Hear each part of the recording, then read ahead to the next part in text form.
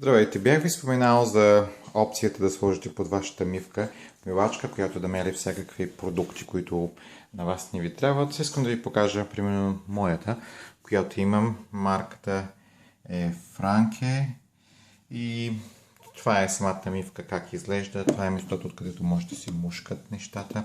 Идва си с такава тапа, която искате, може да затворите. Също може да се използва да си бутнат неща. Като цяло модела, който сме избрали, има едно копче, което се пуска и спира. Сега натискаш това и се чува звука. За повече сигурност аз самия съм направил, има един бутон тук в самата кухня, който де факто спира на цяло юнита, когато трябва да чистя нещо, да извадя, прочитам да го спирам. Но, както ви казах, това е бутона, който е за това е самата мивка и да ви покажа самия юнит какво представлява отдолу. В принцип, кухненска мивка и се виждат нещата.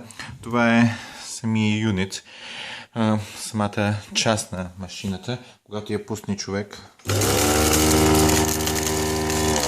Чува се звука само и това е пускам. Казва, че вече трябва да се пусне вода, която да бъде студена и примерно мога да ви покажа интересното е, да кажем, няма нищо друго.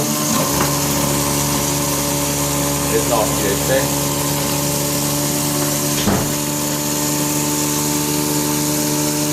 Това е сливата, стилка даже. Мушкате го.